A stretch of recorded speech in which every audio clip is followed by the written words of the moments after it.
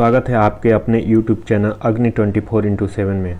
आज हम highway engineering के फार्मूला का डिस्कशन करेंगे। जैसा कि आपको पता है कि हमारे चैनल पर जो कि सब इंजीनियर टारगेट करके सीरीज़ बनाई जा रही है, जिस सीरीज़ में हम फार्मूला तथा इम्पॉर्टेंट पॉइंटों को डिस्कशन कर रहे हैं। तो ये हमारी सीरीज़ की दूसरी वीडियो है और ये हाईवे इंजीनियरिंग की वीडियो का दूसरा सीरीज़ है। अगर पहली सीरीज़ नहीं देखें तो उसे जाके आप देख आइए। तो शुरू करते हैं आज का question. Width of carriage way are pavement recommended by IRC।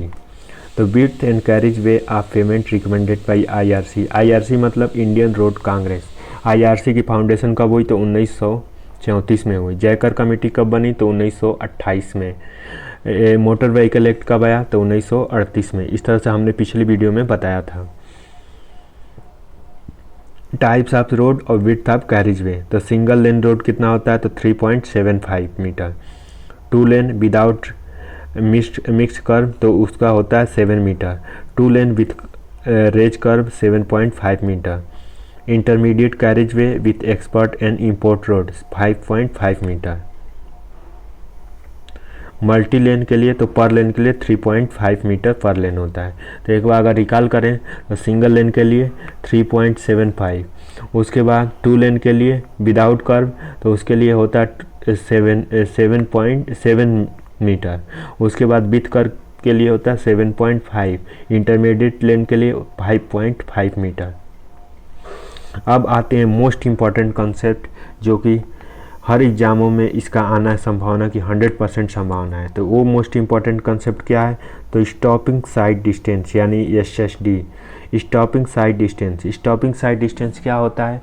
तो जब हम कोई व्हीकल सामने देखते हैं या ऑब्स्ट्रक्शन तो हम ब्रेक अप्लाई करते हैं और ब्रेक अप्लाई करने के बाद व्हीकल हमारी कितनी दूरी पर रुक जाएगी इसकी हम मेजरमेंट करते हैं। तो ये SSD क्या होता है? Lag distance plus brake distance. Suppose कीजिए कि ये व्हीकल है ठीक यहाँ पे, और दूसरी व्हीकल एक यहाँ पे है और तीसरी व्हीकल यहाँ पे है। तो उसका जो दो चीज़ होती हैं, जैसे कि यहाँ से यहाँ तक की डिस्टेंस लेग डिस्टेंस, यहाँ से यहाँ तक हम देखें उसके बाद तो इसे जब तक हम देखें उसको कहते हैं लेग डिस्टेंस। उसके बाद जब ब्रेक अप्लाई किए तो उसको कहते हैं ब्रेक डिस्टेंस। तो लेग डिस्टेंस कितना हुआ? 0.278 VT। 0.278 कहाँ से आता है? तो इसको अगर 5/18 को अगर हम डिवाइड करेंगे तो ये आता है 1 किलोमीटर को मीटर पर सेकंड में बदलने के लिए यूज होता है 0.278। उसके बाद ब्रेकिंग डिस्टेंस क्या होता है? तो V² = 254 F + S%। ये इम्पेरिकल फार्मूला नहीं है, जैसा कि हम जानते हैं V² 2GR μ होता है। तो इसको अगर कैलकुलेट करें और V की वैल्यू को 0.278 करके और इसको स्क्वायर करें और G की वैल्यू रखें तो हमें ये फार्मूला मिल जाता है ब्रेकिंग डिस्टेंस। अब लेग, जैसा कि ऊपर वाले पहले फार्मूले में लेग डिस्टेंस और ब्रेक डिस्टेंस को ऐड करेंगे, तो ऐड करेंगे तो VT + V² 2G। तो 2G रखेंगे तो इस तरह से SSD का फार्मूला बन गया। अगर इसको इस दूसरे फार्मेट लिखना है तो 278 VT + capital V² 254 F + S%। इस तरह से भी हम लिख सकते हैं इस फार्मूले को। उसके बाद V क्या होता है? तो V मीटर पर सेकंड में होता है, टाइम 2.5 सेकंड होता है। SSD में टाइम, स्टॉपिंग साइड डिस्टेंस में टाइम 2.5 होता है, और OSD आगे पढ़ाएंगे तो उसमें टाइम 2 सेकंड होता है। तो इस तरह से ये चीज़ें काफ़ी कंफ्यूजिंग होती हैं, तो याद कर लीजिए। उसके बाद G जो एक्सेलरेशन होता है उसको डिनोट करते हैं मीटर पर सेकंड से। उसके बाद F की स्पीड होती है, तो F की स्पीड F और 20, 30, 40 और इस तरह से आती है। F की वैल्यू जो कि 0.40 से 0.40 कब होता है? तो फ्रिक्शन की वैल्यू 0.40 कब रखते हैं? जबकि 20 से 30 किलोमीटर पर आवर की स्पीड हो। फ्रिक्शन की वैल्यू 0.35 कब रखते हैं? जब स्पीड ज़्यादा तेज हो। उसके बाद यस जो कि ग्रेडियंट को डिपेंड दिखाता है, और पॉजिटिव यानी असेंडिंग ग्रेडियंट। असेंडिंग ग्रेडियंट क्या मतलब? जैसे कि ये है तो ये टॉप ग्रेडियंट पे चढ़ रहा है यानी अप साइड में जाने को हो रहा है, तो इसको कहते हैं असेंडिंग ग्रेडियंट। अगर इसे डाउन साइड में आता है तो क्या कहते हैं? इसे डिसेंडिंग ग्रेडियंट कहते हैं। अब दूसरा मोस्ट इम्पॉर्टेंट कंसेप्ट है इंटरमीडिएट साइड डिस्टेंस। तो इंटरमीडिएट साइड डिस्टेंस क्या होता है, तो 2 इंटू SSD क्या होता है, तो VT प्लस V²/2GR। तो SSD होता है, तो उसकी वैल्यू रख के इसको सॉल्व करेंगे तो अगर डबल कर देते हैं SSD का तो इंटरमीडिएट साइड डिस्टेंस आ जाता है। स्टॉपिंग डिस्टेंस क्या होगी, सिंगल लेन और 2 वे ट्रैफिक, तो 2 SSD होगी, सिंगल लेन 1 वे ट्रैफिक तो SSD सेम होगी, 2 लेन 2 वे से SSD के इक्वल होगा। उसके बाद ओवरटेकिंग जोन क्या होता है, तो minimum length of overtaking zone in 3 into OSD। Desirable overtaking zone in 5 OSD होता है, 5 OSD के बराबर होता है।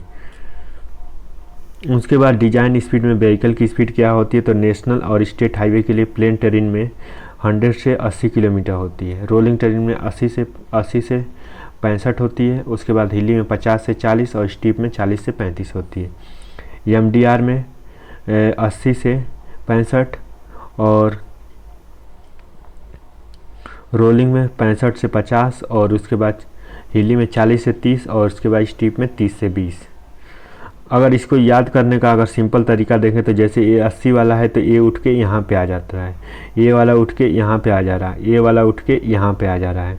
तो इस तरह से ये प्लेन टेरेन का याद करना इजी हो जाएगा।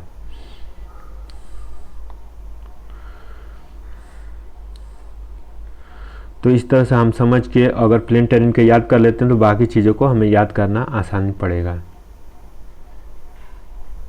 अब आते हैं सुपर एलिवेशन। तो सुपर एलिवेशन बैंकिंग या कैंट, जैसे कि हम रेलवे में पढ़ते हैं सुपर एलिवेशन क्या होता है, तो इनर ईज को आउटर ईज के विथ रिस्पेक्ट में उठा देना प्रोसेस को क्या कहते हैं, कैंट कहते हैं। जैसे इनर ईज आउटर ईज को हम उठा देते थे, इस फिनोमेना को हम सुपर एलिवेशन या कैंट कहते थे।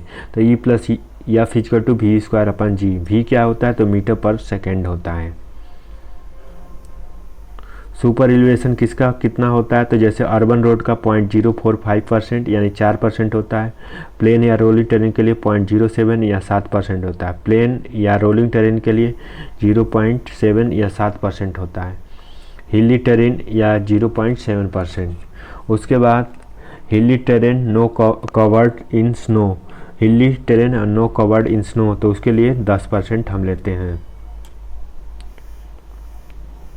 मिनिमम सुपर एलिवेशन, तो मिनिमम सुपर एलिवेशन कैसे करते हैं, तो minimum super elevation E minimum equal to camber होता है। तो फॉर ड्रेनेज कंसिडरेशन तो P equal to W V²/GR, E plus F equal to V²/GR, तो V² इक्वल टू V²/127R होता है, capital V² equal to 127R होता है। W width of payment होता है, V स्पीड ऑफ व्हीकल होती है, कैपिटल V स्पीड ऑफ किमी होता है, R रेडियस ऑफ कर्व होता है। डिजाइन ऑफ सुपर एलिवेशन, तो डिजाइन ऑफ सुपर एलिवेशन किसे कहते हैं, तो डिजाइन ऑफ सुपर एलिवेशन जो कि E minimum equal to capital V²/1225R, तो 225 को होता है 0.75 127R, तो 75% E मिनिमम होता है। Minimum radius of horizontal curve, तो minimum radius of horizontal curve क्या होता है, तो R जो रूलिंग रोड होता है उस plus equal to capital V² 127 E plus F होता है, तो V² equal to 127 E plus F होता है। ग्रेड कंपनसेशन, तो ग्रेड कंपनसेशन कैसे निकालते हैं, तो grade compensation equal to minimum of 50 plus R/R या 75 प्लस R। कंपनसेटेड ग्रेड को ruling gradient minus compensated gradient जो कि लेस देन 4% होना चाहिए। एक्स्ट्रा वाइडिंग के लिए कौन सा फार्मूला यूज करते हैं, तो VM यानी मैकेनिकल एक्स्ट्रा वाइडिंग के लिए VM L² 2R होता है। साइकोलॉजिकली एक्स्ट्रा वाइडिंग के लिए V 9.5√/R। तो इस तरह से हम साइकोलॉजिकली वाइडिंग को करते हैं। टोटल एक्स्ट्रा वाइडिंग जो कि मैकेनिकल प्लस साइकोलॉजिकल दोनों को ऐड करते तो मैकेनिकल होता था L²/2R और साइकोलॉजिकल होता है V²/9.5R और इन दोनों को हम ऐड कर देते थे। फार्मूला कब एप्लीकेबल है, तो फार्मूला 2 लेन के लिए या उससे ज़्यादा लेनों के लिए एप्लीकेबल है। एक्स्ट्रा वाइडिंग कब प्रोवाइड की जाती है, तो जब रेडियस 300 से ज़्यादा हो तो नो एक्स्ट्रा वाइडिंग दिया जाता है। अगर 50 से 300 के बीच में है तो एक्स्ट्रा वाइडिंग दिया जाता है दोनों साइड में, और 50 है तो एक्स्ट्रा वाइडिंग इन इनर साइड। 50 से कम है तो एक्स्ट्रा वाइडिंग दोनों साइड में दिया जाता है। लेंथ ऑफ ट्रांजिशन कर्व, तो लेंथ ऑफ ट्रांजिशन कर्व के बारे में जानते हैं। तो according to IRC Indian road congress के फार्मूला के हिसाब से प्लेन और रोलिंग टेरेन के लिए 35 V²/R होता है, यानी 2.7 V²/R। हिली या स्टीप स्लोप के लिए 9.6 V²/R होता है। इस तरह से, और rate of change centrifugal acceleration के लिए हम यूज करते हैं स्मॉल VQ/CR। तो C = 80/75R हो जाता है। तो C की वैल्यू वेरी करती है 0.5 से 0.8 तक। और कैपिटल C क्या होता है, तो कैपिटल C जो कि मीटर/सेकेंड क्यूब होता है, मीटर/सेकेंड/क्यूब से इंडिकेट करते हैं। शिफ्ट एंड सर्कुलर कर्व का फार्मूला क्या होता है, तो इस S = LS²/24R।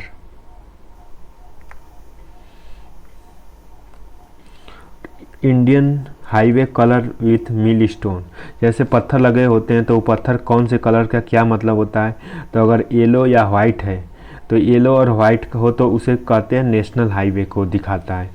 ग्रीन वाइट हो तो वो स्टेट हाईवे को, ब्लू या ब्लैक हो या फिर वाइट हो तो MDR या ODR को, विलेज रोड हो तो ऑरेंज और वाइट को दिखाता है। तो इस तरह से आज हमने हाईवे इंजीनियरिंग की दूसरी वीडियो का पार्ट 2 का डिस्कशन किया, और पहले पार्ट में हमने ऑलरेडी इम्पॉर्टेंट रिकमेंडेशन को डिस्कशन किया था। नागपुर रोड प्लान की कौन से प्लान होते हैं, जैसे नागपुर प्लान, मुंबई प्लान, उसके बाद लखनऊ प्लान, उनमें कितनी डेंसिटी होती है, कितने कर्व होते हैं, कौन से पैटर्न पर बना हुआ है और क्या टारगेट था, किस टाइप के रोड हैं, इन सब चीज़ों को डिस्कशन किया। दूसरे वीडियो में हमने नेशनल हाईवे, स्टेट हाईवे, उसके बाद SSD का डिस्कशन किया, OSD का किया, उसके बाद बहुत इम्पॉर्टेंट फार्मूलों के बारे में भी डिस्कशन किया। अब अगली वीडियो में हम देखते हैं इम्पॉर्टेंट टॉपिकों को और डिस्कशन करेंगे। तब तक के लिए चैनल से जुड़े रहें। So thank you so much for watching this video, और चैनल को सब्सक्राइब करना ना भूलें। Thank you so much.